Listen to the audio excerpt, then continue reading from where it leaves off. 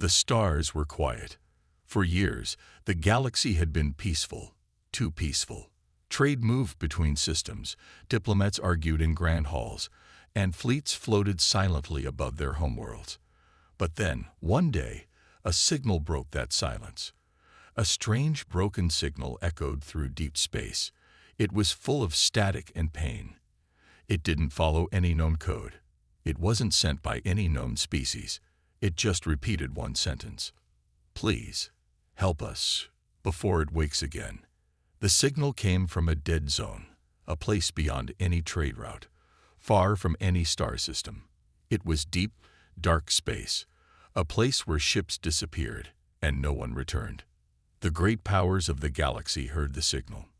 The Zarnax Empire, the Druk Collective, even the Council of Seven. Their scientists studied it. Their computers scanned every wave. But all came to the same answer. The signal was ancient, possibly thousands of years old. "This is a trap," said the Zarnax warlords. "Too far, too risky," said the Druk Queen. "Let the past stay buried," said the Council. So they ignored it, every one of them. But Earth was different. On Earth's moon base, inside the Space Union Command Center, the signal was received and decoded within hours. The message was weak, but the words were clear. It was not a warning. It was a desperate cry for help. Commander Raya stood in front of the holomap, watching the red blinking dot. She was tall, calm, and sharp-minded. Her crew trusted her with their lives. "Is it real?" she asked. "It's old, Commander," said her science officer. "Jin. Very old. But it's still active. That means someone, or something, is still sending it." Raya looked at the dot again. "How far is it?" 17 light years, Jin replied. "Straight into the dead zone." The room went quiet. Everyone knew that part of space. Ships that entered, vanished. No signals, no wreckage, just silence. Still, Raya didn't look away. "Prepare the horizon's edge. We're going." Jin's eyes widened. "You want to answer it?" "No," she said. "I want to find whoever still believes someone will." 3 days later, the human ship Horizon's Edge left Earth's orbit. It was a small exploration vessel, not a warship, but strong and fast.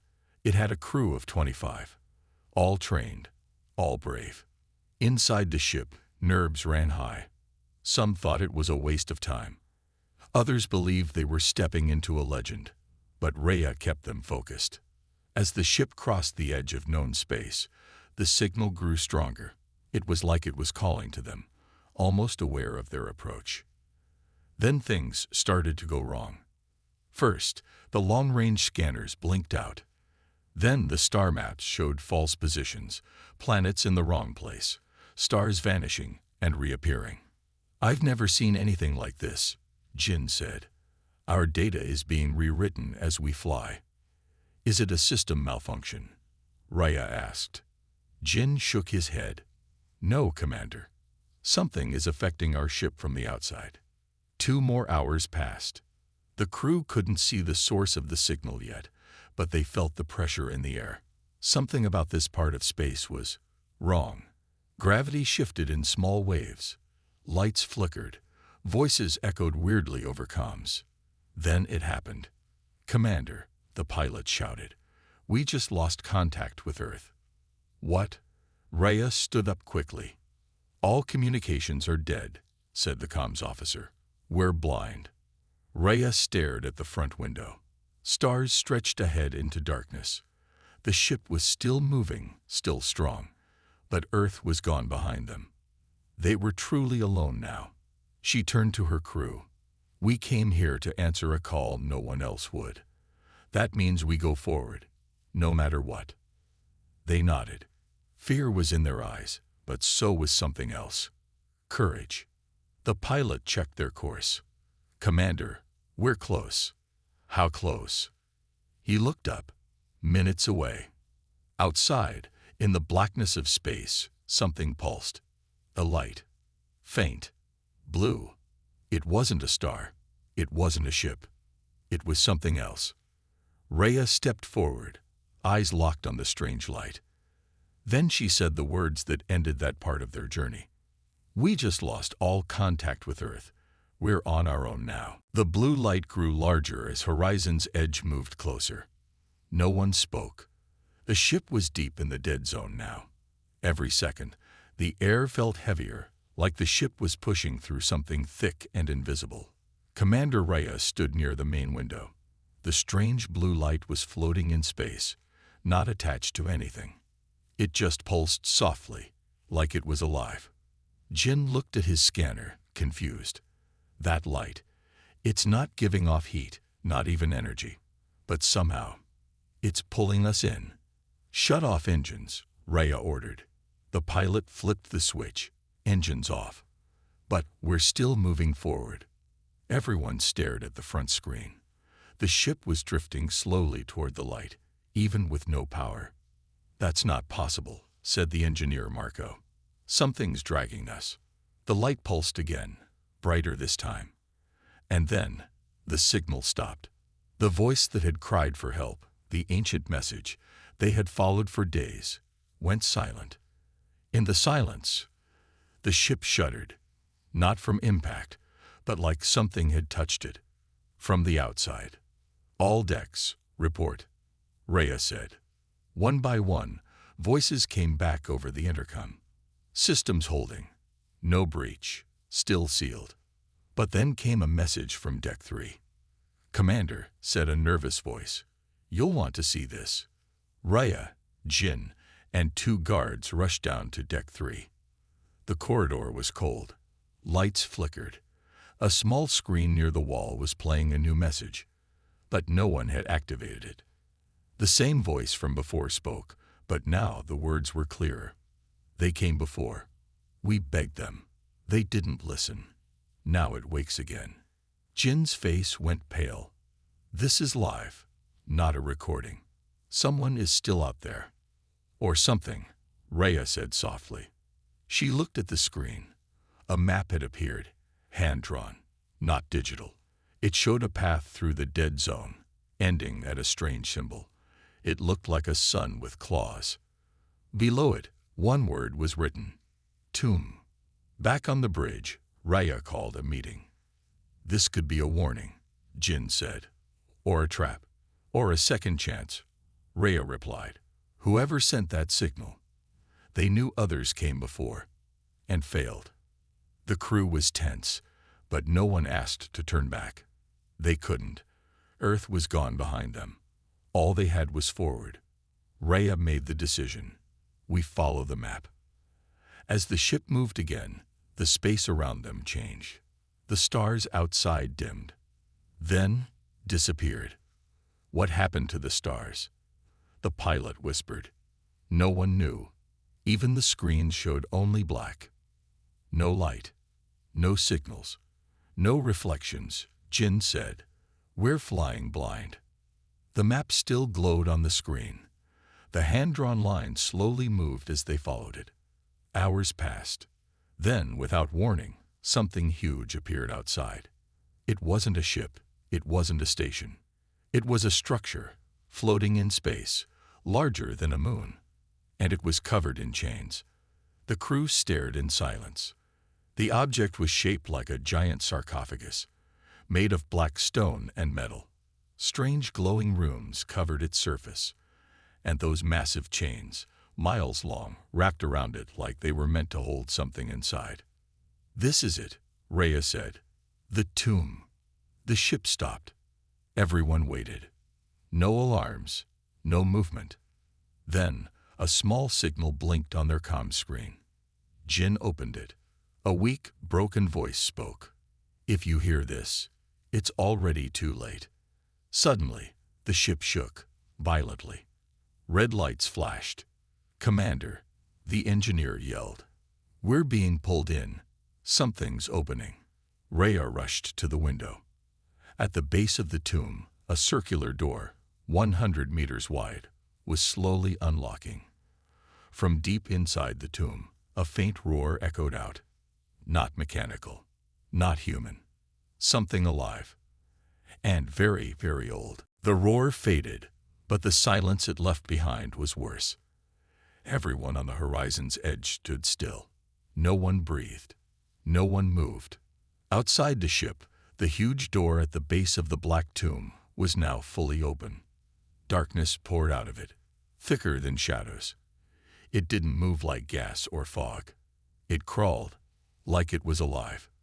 "It's not space dust," Jin whispered. "It's something else." Commander Rhea watched as the scanners lit up with warning after warning. "Massive gravity spike and an energy signature we've never seen," said the pilot. Rhea gave her order. "Shields up. Prep drones. We need to see what's inside before we decide anything." 3 small drones flew toward the tomb. Everyone watched their screens. The video feeds showed a long, tunnel-like passage leading deep into the structure. The walls were covered in old carvings, strange alien faces screaming in pain. Then something else appeared. A light, small and flickering, far inside the tomb. The lead drone moved toward it. As it got closer, the image became clearer. It was a figure, kneeling, frozen in place. Not a statue, not machine. It looked like a body, wearing armor. The drone hovered closer. Suddenly, the figure's head snapped up. Its eyes glowed red. And then, the drone feed went black. The other 2 drones lost signal too, one after another. "No weapons fired. No damage detected," Jin said. "It's like they were just turned off. Or taken," said Rhea. Then the tomb spoke. Not in words, not in sound, but in every mind on the ship. A cold, dry voice whispered inside their heads. "You followed the signal, just like the last ones, and the ones before that. All curious, all brave, all dead." Everyone froze. No speakers, no comms. The voice was inside them. The lights on the bridge flickered. Systems glitched. Then a warning flashed. "Airlock 3. Opening." "What? Who authorized that?" Rhea shouted. "No one touched anything," the engineer yelled. Security cams showed the outer airlock opening slowly, on its own. Nothing came in. Nothing came out. Just darkness. And then, footsteps. Heavy. Slow. Not metal on metal. Not boots. Bare feet. The camera feed showed it clearly. A tall humanoid shape, pale gray skin, red glowing eyes, walking down the corridor. No suit. No mask. It was breathing the air. "It's inside," someone whispered. "Battle stations," Rhea yelled. "Seal all doors. Defensive mode now." But the thing didn't attack. It stopped at the center of the ship. It looked up and spoke in a calm, quiet voice. "You shouldn't have come here. You were warned. Now it begins again." Then it vanished. Not ran. Not cloaked. Just gone. Vanished like mist. The ship shuddered again. Sirens blared. The energy readings from the tomb were rising fast. And then, for the first time, Jin looked afraid. "Commander, it's not just waking up." He looked at the screen showing the tomb. "It's unlocking the others." Far behind the tomb, deep in the blackness of space, more shapes began to appear. Massive. All chained. All shaking. More tombs. Thousands of them. Rhea whispered, "What did they lock away here?" No one answered. Then the ship received one last message. A repeating signal. A countdown. 10, 9, 8. A timer. But counting down to what? The countdown kept ticking. 7, 6, 5. Everyone on Horizon's edge stared at the screen. No one spoke. "What happens at 0? The engineer asked. Jin checked the scanners. "I don't know, but the energy spike is growing fast. Too fast."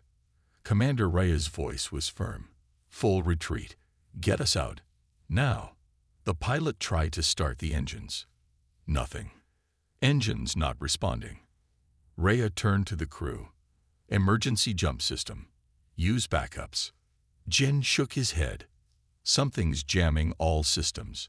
It's like the ship's being held. The countdown hit 0. For a moment, nothing. Then, light exploded from the tomb. But it wasn't normal light.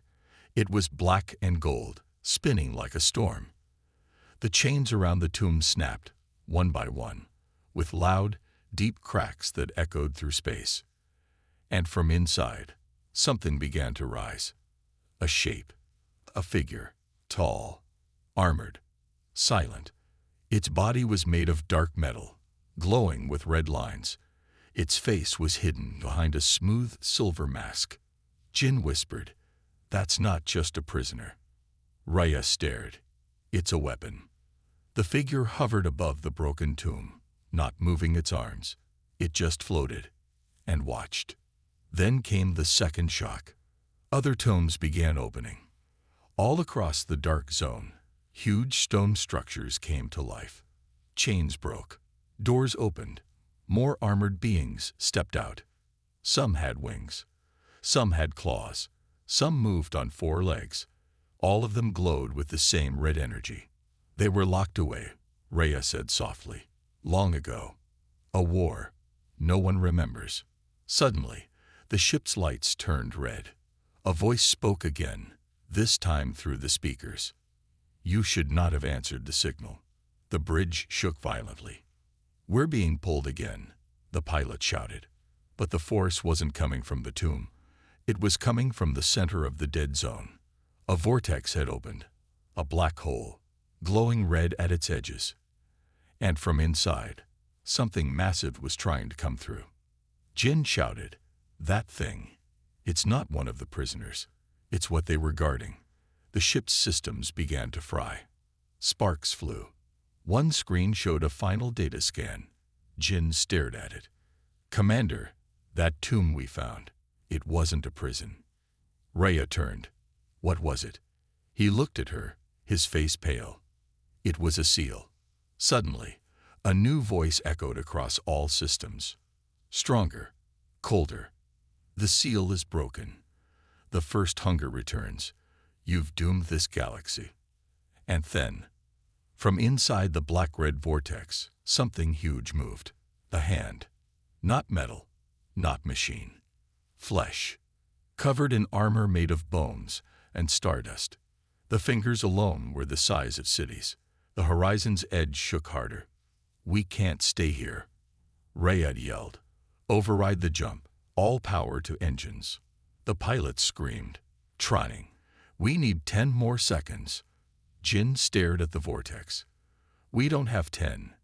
Suddenly, a second human signal came through, weak but clear. A human voice. "This is the deliverance. We heard the signal too. We're coming in hot. Get ready to move." A bright white flash cut through the dark. A second human ship entered the zone, larger, heavily armed. Its cannons began firing at the vortex, buying time. The pilot of Horizon's Edge slammed a button. Jump initialized. The ship shook violently. Then, boom. They vanished into jump space. Silence. Only the tombs remained, and the first hunger kept rising. Watching. Smiling.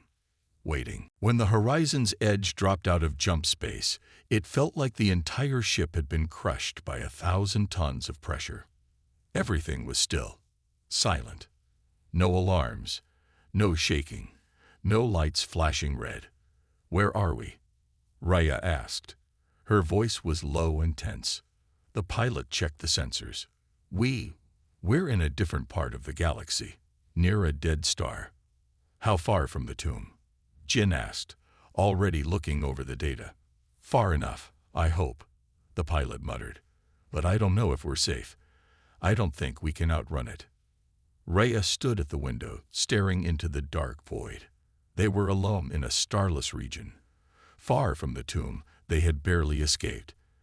But the feeling of being watched, it didn't leave. "Jin, what's the status of the deliverance?" she asked, still keeping her eyes on the endless black. He typed into his console, his face growing pale. They're still coming. But they're not here yet, and they're getting closer to the void.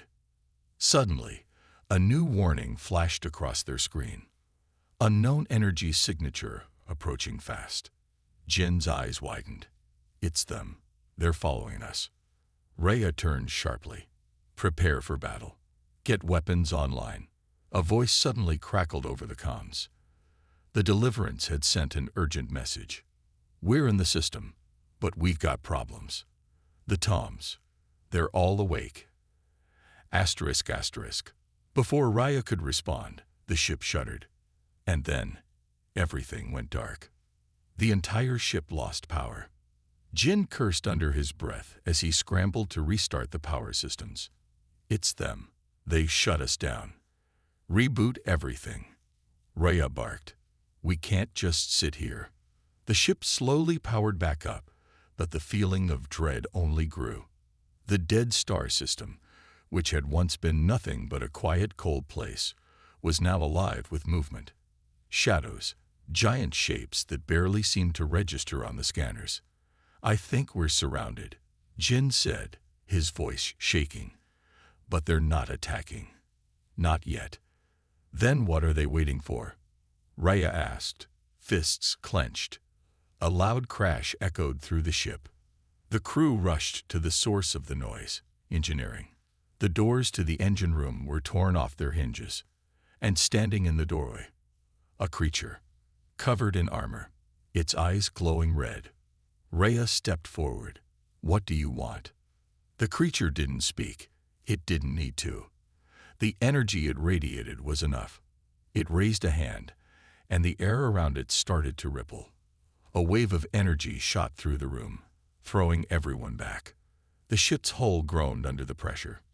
We need to fight back, Jin said, pulling out a weapon. Commander, what are we going to do? Rhea turned, fear flashing in her eyes, but it was quickly replaced by cold resolve.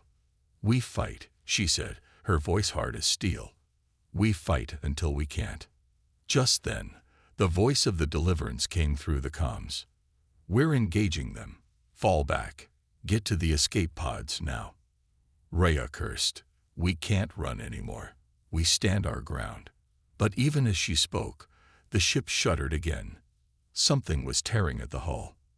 Through the windows, they saw the true scale of the danger. The tombs, massive ships made of dark stone, were closing in. And from each one, the creatures emerged. Thousands of them. They were coming for Earth. We have no choice, Rhea said, as the enemy ships got closer. Prepare to fire everything we've got.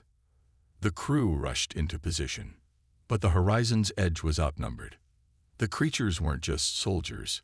They were ancient hunters, bred for war and destruction. And the worst part, they were all connected to the first hunger. As the enemy ships closed in, the horizon's edge opened fire. Lasers ripped through the dark, but the enemy ships moved faster than they could react. One by one, the human weapons stopped working. The creatures' shields absorbed everything.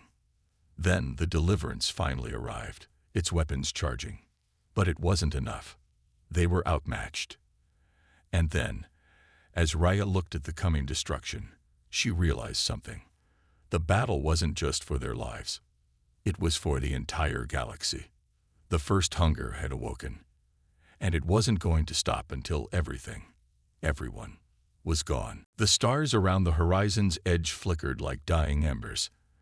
Enemy ships surrounded them, a wall of cold, unfeeling destruction. The Deliverance had tried to help, but it was too late. They were outnumbered, outgunned, and trapped. Rhea stood at the command station, her eyes locked on the enemy ships that hovered like dark shadows, waiting for the kill. The air on the bridge felt thick, as if the very ship could sense the weight of the moment. We've lost all communication with Deliverance, Jin said, his voice tight. They're not responding. Rhea clenched her fists. We have no choice now.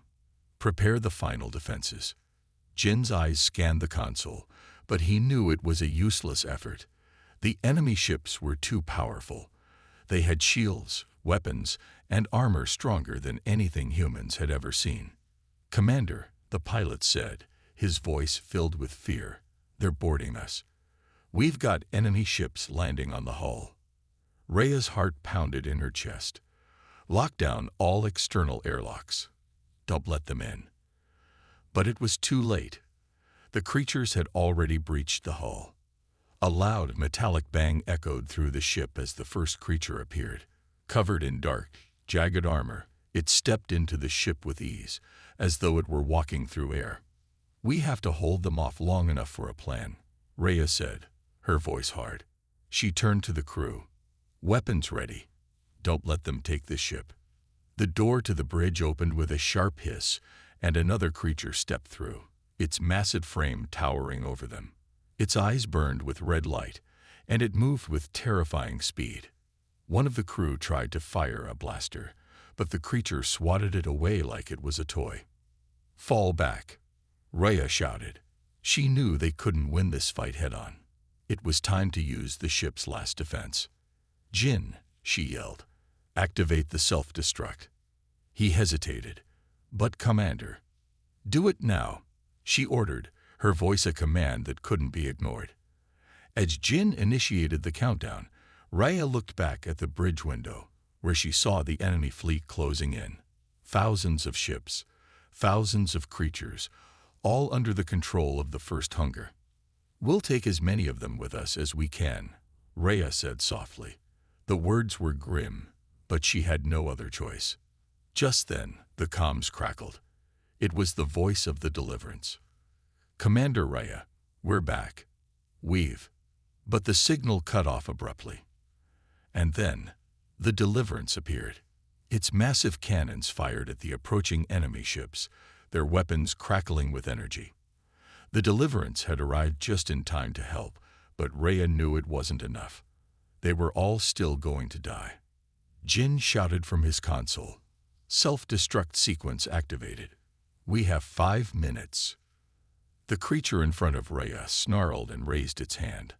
A blast of energy shot from its palm, knocking Rhea to the ground. "Commander," Jin screamed, "we can't hold them off much longer." But Rhea didn't listen. She knew what had to be done. With shaking hands, she activated the ship's last weapon. The void generator. A burst of blue energy shot out from the center of the ship. The enemy ships nearest to them were ripped apart, disintegrating into dust. But the energy also caused the ship to tremble, and Rhea knew they didn't have much time left. "This is it," she said, breathless.